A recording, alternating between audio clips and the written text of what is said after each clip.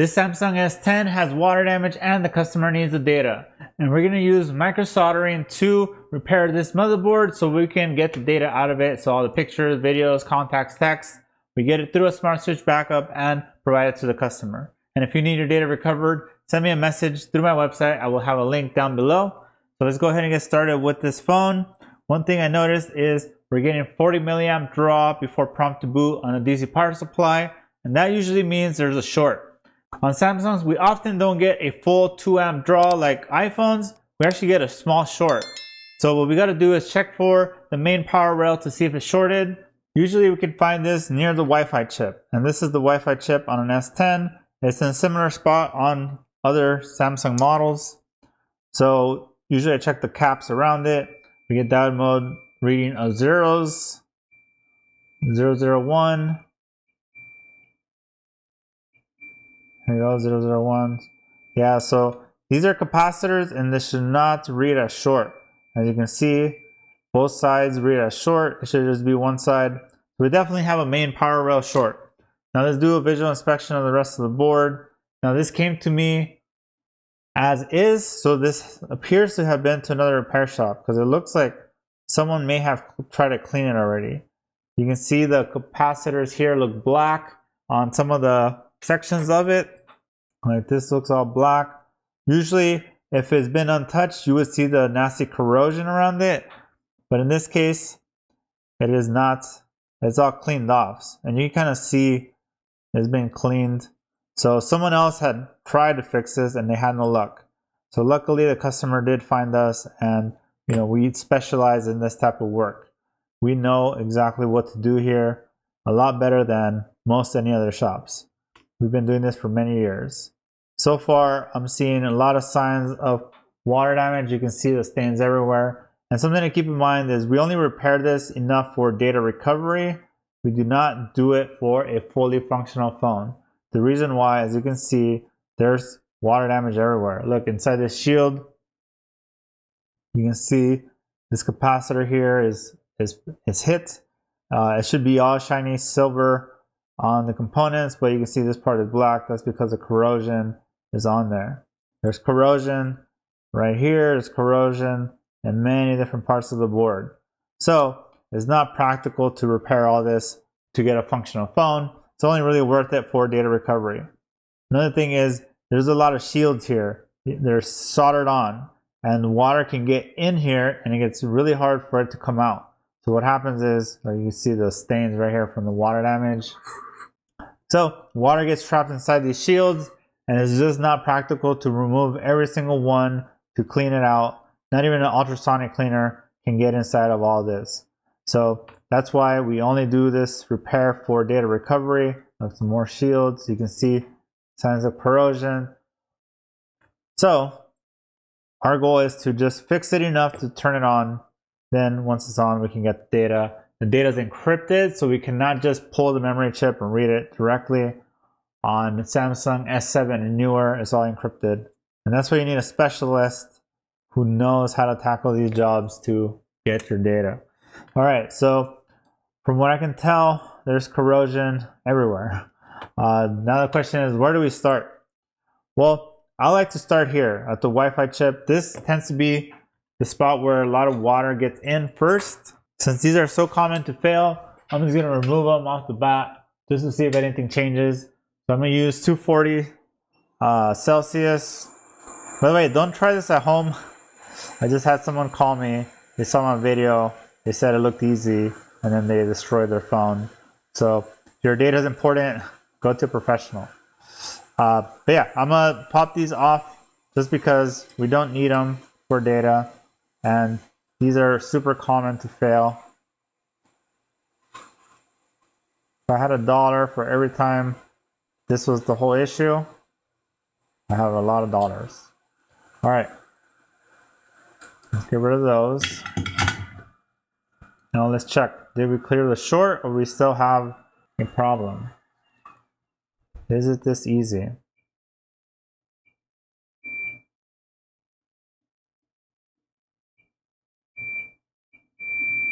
All right, so one thing about this section is this is a filter. and it connects to this side. So this side got disconnected from the rest of the circuit. So this is ground, and this is one leg. This is the other leg to the filter, and then this connects to the rest of the circuit. Yeah, so we still have a short on main, but we at least got rid of those caps that are super common to fail. Now it's time to dig a little deeper. So I'm gonna pull up the Samsung S10 board view. Hopefully it exists. So let's find the exact model number. So here it is, SMG973U. All right, so let's pull up the S10 let's try this one, 9730. Well, that's the closest one. So here's the Wi-Fi chip. Here, let me rotate it to match how I had it earlier. So here's the filter I removed. And so we isolated this cap from the rest of the circuit, so that's why it's no longer shorted. But this side is shorted, this side was shorted. So we have a short on this line. Everything that's red could be the culprit. So we have this all over the board. This is what is called kind of like the VCC MAIN of Samsung's. It's called VPH power on Samsung's, but not all board views have the net names. So we don't know the names of the lines, but just based on experience, I know this is the main power rail. This powers a lot of the board. So as you can see, a lot of components could be at fault, and it could have multiple faults. With water damage, it's just very destructive. Many times with these cases, we have to clear multiple things to get it working. So now let's do this. Let's inject voltage. We can't do it with that. We're gonna bring out my fancy thermal camera. This is a Seek Compact Pro. Highly recommend it. Actually, this is the only thermal camera I would recommend. You can check my channel. I have a lot of videos on thermal camera reviews, and so far this is the only one that does the job as well as it does, as you'll see here in a second. All right, so the line that I had showing on ZXW, that's the line we need to inject voltage into, and we're going to use 4.2 volts and 3 amps.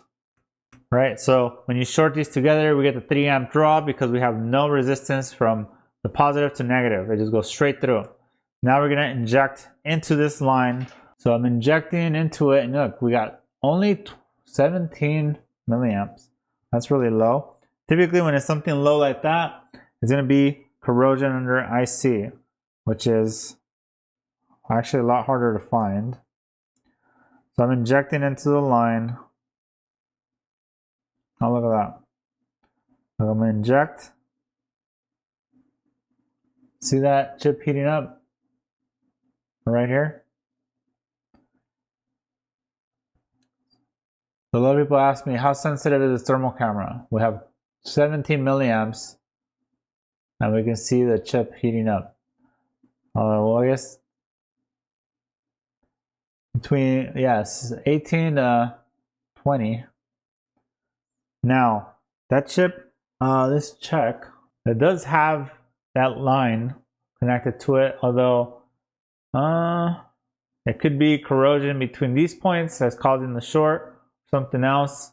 Now, just in my experience, usually, like if this is heating up, there's probably more corrosion in here. So let's just do that. Let's inspect under that shield first. Just because it's one of those things where it's like so common, we might as well just check it and cross it off the list. I'm gonna heat it up first a little bit. Peel off this foam thing.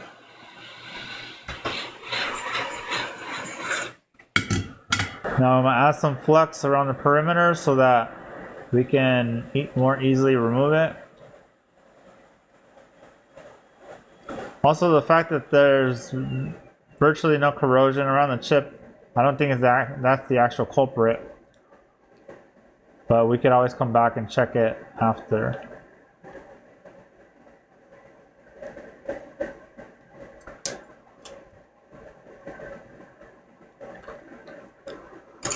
You know, one thing about water damage, it's just like when you get in a car accident, you know, there's a body shop can sometimes fix it, but sometimes it's just considered a total loss, meaning the amount of work needed to fully repair it is beyond the value of the device, and if there's no important data on it, there's no real reason to do the repair. Now, there is a whole debate on whether something is worth the repair. Water damage is one of those that is just oftentimes not worth it. Because even if we do fix it, let's say I'm able to fix this phone and it turns on and it's fully functional, it's probably not going to last long, and it's going to create a really bad experience for the customer. They're going to pay hundreds of dollars for the repair, and then it's going to last a week, and then they're going to want me to fix it again, and it's just going to be a waste of money. So we usually just take these in for data recovery. So that way, once we're done with the data, then the phone can finally go to its resting place and no longer suffer. Alright, so I'm using 400 Celsius. You gotta be careful when removing the shield. The CPU is directly on the other side of this part of the board. So if you use too much heat, you're gonna flood the CPU, and then you're gonna pay way more money to get your data out of a phone where the CPU has to be worked on. CPU rework is not easy. Not many people in the whole country know how to do it. We know how to do it, so just keep in mind we have basically two prices. One is just repairing the board enough to get data. The other one is when we have to touch the CPU to get the data, whether reball it or do a CPU swap. The price jumps a lot because it's a lot riskier. It's kind of like the last resort. If you have to do CPU work, then it's everything else has failed in terms of attempting to get the data. Alright, so it's coming loose any second now.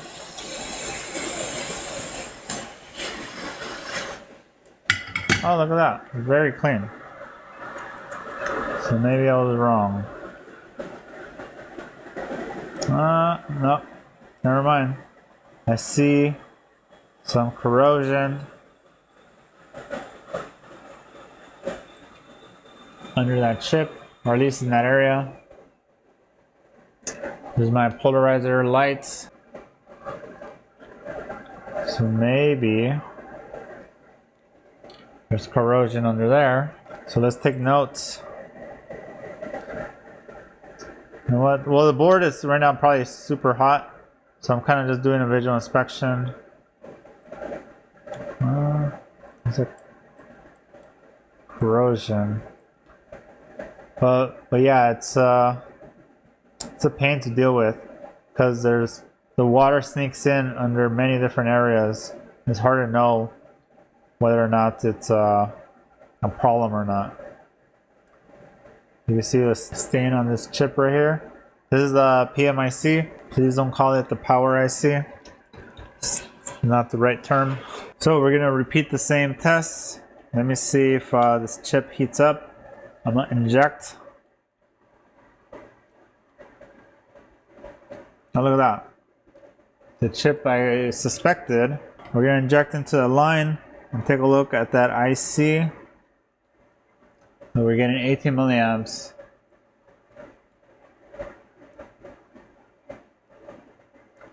And we definitely have a short. So let's remove the IC and see what happens. When you do this enough times, you kind of know what to expect, where you could expect the issues, and that's kind of why I had a feeling like we got to check under the shield. And take note of the orientation. It goes towards that little arrow. And we got to lift this up carefully without bumping any of the surrounding components. It requires very steady hands. Also, there's extreme heat coming from this hot air station, so if you don't know how to do this, you're gonna burn your hands trying to lift this chip. So there's a whole technique and stuff that I unconsciously do that make things look easy. So just keep that in mind. If you're trying to do this yourself, beware. And look at that.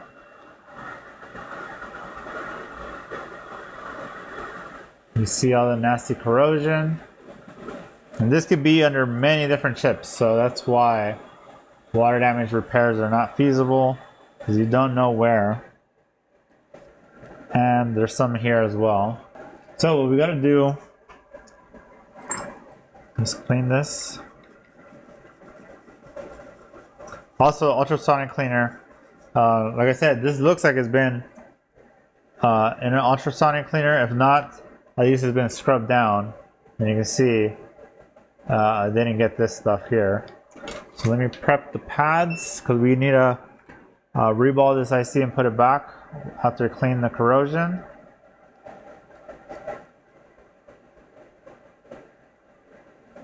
You could also replace it, although I don't have new, and I don't. Usually we can just reball the water damage one.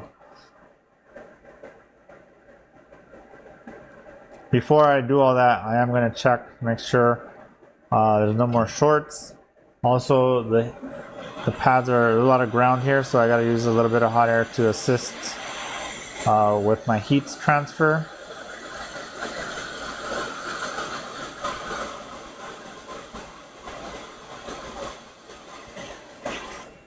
Okay.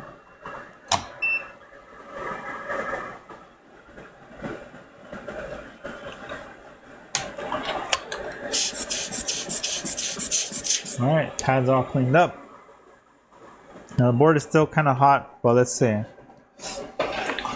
How much current do we get to the DC power supply output? Oh, what? Look at that. We get some. It's hard to make contact with the line. Yeah, pretty much. I think that might be it. So before I do anything else, let's check the DC power supply consumption, see if we improve things. To connect to the battery connector, look at that, we have much lower, 2 milliamps. And then I'll prompt the boots using the power button pins back here. And look at that, we get some boot consumption, and that looks like normal boot consumption. But that chip is responsible for display, so if we plug in a screen, we're gonna get no image. So I do have to replace it. And one thing a lot of people ask me is, how do I get into data recovery? Well, you have to master repairs. So you have to master, finding shorts, reballing ICs, removing shields, dealing with underfill. You pretty much diode mode, you have to know how to handle all the different types of scenarios, and basically all those skills come into play when you're doing data recovery. It's basically a level up from just doing repairs. You're just repairing multiple issues all at the same time, using all different techniques to get your final goal, which is get the phone to turn on and allow you to get data from it.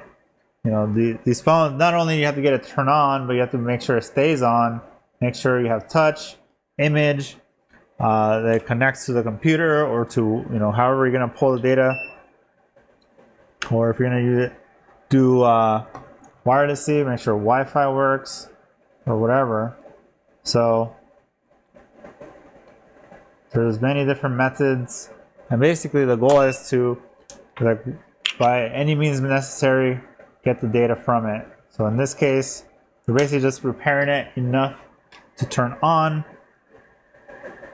and then we'll see once it turns on, do we have any other issues we need to deal with. So right now I'm cleaning the IC. I just grabbed the random stencil that I have here. Let's see if I can match one of the this one. Oh, this one may work. So if I place it here, if I move down, there's no hidden row. And then I move left and right now. Yeah, so this is enough. I'm going to use some 183 solder paste. This is perfect for reballing ICs. Not 138, but 183. 138 is way too weird. Like the texture and everything, it just doesn't work well for me.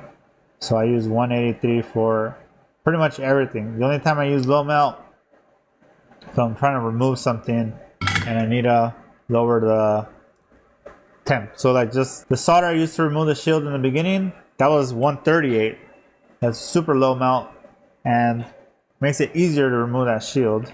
Look, there's chunks of solder from the extra pads, so I just run my iron over them to clean that off. Then I gotta clean the stencil so it's not all dirty for next time. Alright, now we're gonna add some flux.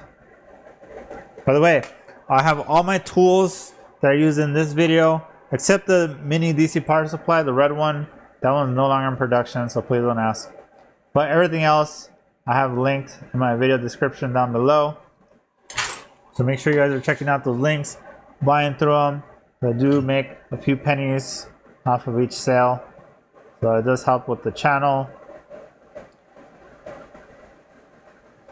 And then also check out the other links in the video description. Join my locals community. And if you're a member, I do give free panic log advice for members. I have a link. One of the posts on there, it's a master thread where you can post your panic logs and I'll give you my best suggestion on what to do.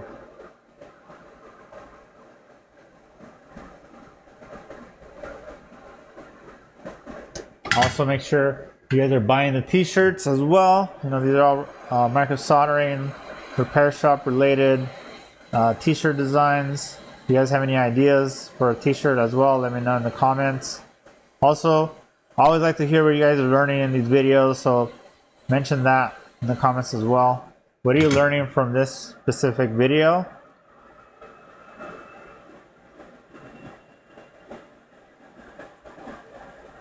What type of videos do you prefer? iPhones or Samsungs? Or iPads? I would say those are my specialty. Although I can do some other devices, other smartphones. Alright, IC is back installed. Let me inject without anything just to see if we get any abnormal current draw. No, same thing. I have the IC installed again. Now I'm gonna use my boot cable. I will link to alternative options for all this just because this thing no longer exists. If you didn't buy one 5 years ago when I was promoting it, then too bad. Alright, so far it still looks like it's booting. So now let me get my known good housing. One thing about data recovery is having known good parts in stock, and we have pretty much every Samsung parts in stock. What that means is we are more likely to get your data than other shops, because other shops don't have these parts in stock, so they'll just try some really basic stuff. This is my donor board ready for the next CPU swap. So if you need a CPU swap, let me know. But you'd be surprised how many phones we get in that went to other shops, they couldn't figure it out, and it really just boiled down to not having the right parts in stock or known good parts in stock, and that helped us recover the customer's data. So these phones are expensive to buy just for the purposes of data recovery, so just keep that in mind. The service is a premium service, but it's what we do. It's our specialty. So you really care about your data, you know who to come to. Look at that. We have a charging symbol. We have 9 volts, 1.1 amps, totaling 13 watts. Well, it dropped. We're at 87%. So let's go ahead and see if this boots up. I gotta press down so the power button works. Look at that, Samsung Galaxy S10. Now, one thing, I don't have any of the cameras plugged in, any auxiliary or basically any other parts plugged in. We just need the bare minimum, because you don't want to plug in the camera and then the phone stops booting, or plug in the headphone jack or whatever. You don't need any of that. You just need the charging port screen, and a good battery. All right, customer says no pin, so we should be able to unlock this and get all their data. There you go. I was able to unlock it, no pin code.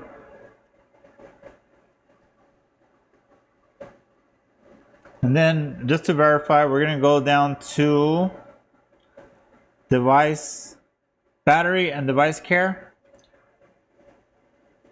Storage, look at that. We have 74 gigs out of 128 used, so 7 gigs of images, 3 gigs of videos, and that's pretty much all the customer wanted.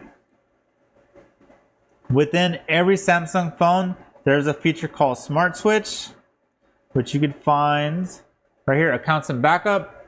This Smart Switch feature is amazing. It's built-in backup and restore. So on here, we just go to external storage transfer. We'll plug in an external USB, like Samsung Smart Switch, approve.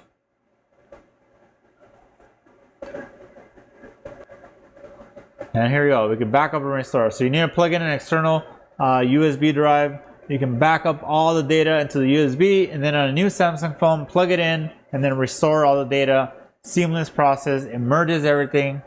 It doesn't overwrite your new phone's data with your old phone's data. It just combines them both together. So there you have it. We're able to recover the data from the Samsung S10.